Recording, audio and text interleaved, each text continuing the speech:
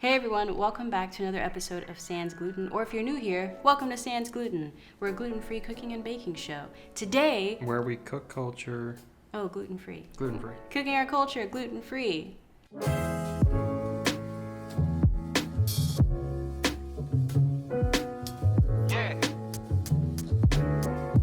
Today, we're going to attempt to make a gluten-free chocolate cake without using an oven or a cake pan or a mixer. A mixer, yes. We're just really going ham because I saw this amazing video by Emma's Goodies where she does this with a glutinous flour, if you will, and creates a whole chocolate cake in 5 minutes just using a microwave. And I was just like, what?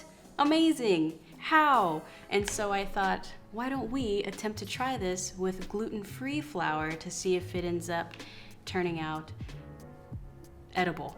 Our delightful taste tester / my husband, Chris, is going to try each of the cakes that we make.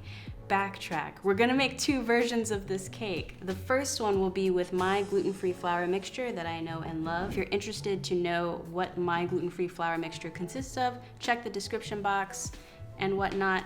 And then we're gonna use another gluten-free flour mixture that's store-bought, so that way for those of y'all who, if this does work out, oh my God, you can then buy it for yourself at the grocery store. King Arthur gluten-free flour mixture. It's measure for measure flour. So yeah, that way if it ends up being good, you can make this at home, gluten-free. This also doesn't have eggs. All right, we're gonna need flour, sugar, baking powder, your cocoa, and then cacao, warm water, and some oil. That is all you need. Oh, and then for us, we need xanthan gum. You'll need xanthan gum. Get some xanthan gum. If your flour doesn't have it. Another thing you'll need is your vessel. We are using just a Pyrex situation that has been buttered and floured.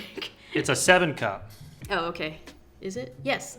We're using 7 cups. And then make sure to put some parchment paper in the bottom. Look how lovely Chris cut these circles for us. It's because I'm anal. What a doll. What a peach. Anyway, let's do it.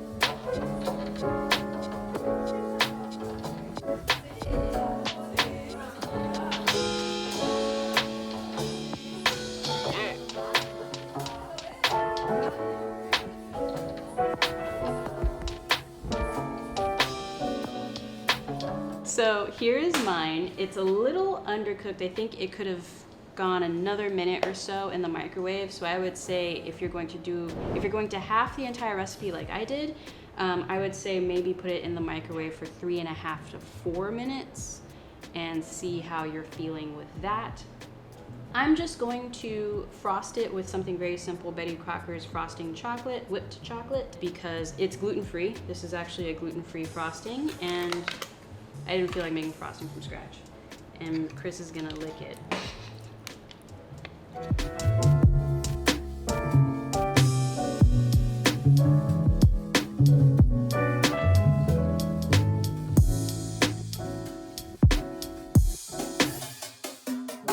looks homemade.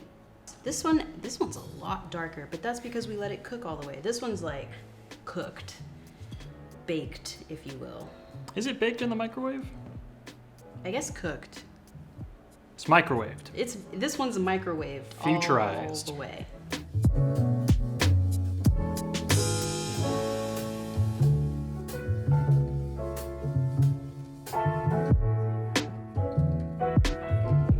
I feel like I'm doing this one better. I was just gonna rotate it like a lazy Susan. But if you do try this at home, and you don't feel like making frosting from scratch, which Why would you? I feel you on that.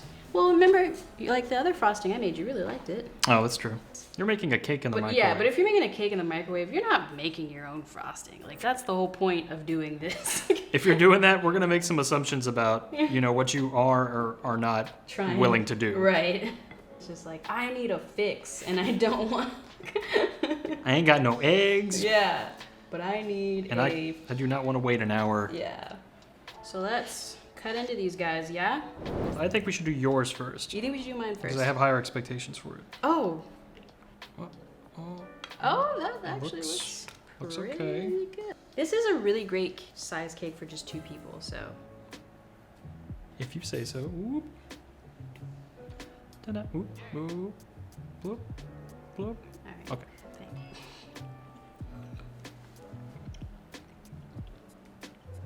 It smells great. It's a little soft. Mmm. Little brownie-like. It's good, though. I'm gonna eat it. Oh, that's great. So you know how chocolate cakes in general are a little just more moist? This is a moist chocolate cake, but it's not too sweet. It is a little dense, and that's probably because there's no egg in it. It actually does have the consistency of sponge a little bit. Yeah. Not in a bad way. It's still quite That is good. quite delicious. I feel like mine isn't quite as sweet as I would like, actually. Yeah, I would have. I would Yeah. actually up the sugar in it just a little bit. It reminds me of the inside of a brownie, like a middle piece of a brownie. Okay. Yeah. I guess it's got that like density and gooiness. The next one.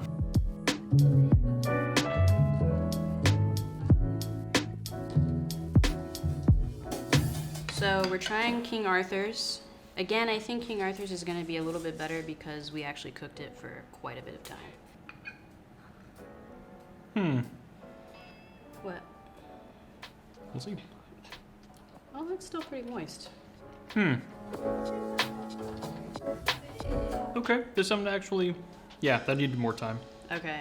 Halfway through the cake, like halfway upwards, it's still kind of gooey. Yeah. And then towards the top half, it's a little bit more airy. Yeah. Yeah, it's just a little bit darker towards the fork. I don't know if it just didn't expand. If you need a cake in a fix, this is... Like, if you're just like, I need a fix, you know what I'm saying? This is it. Think about King Arthur. In the same way that Bob's Red Mill's garbanzo stuff bothers you, King Arthur has a lot of rice flour.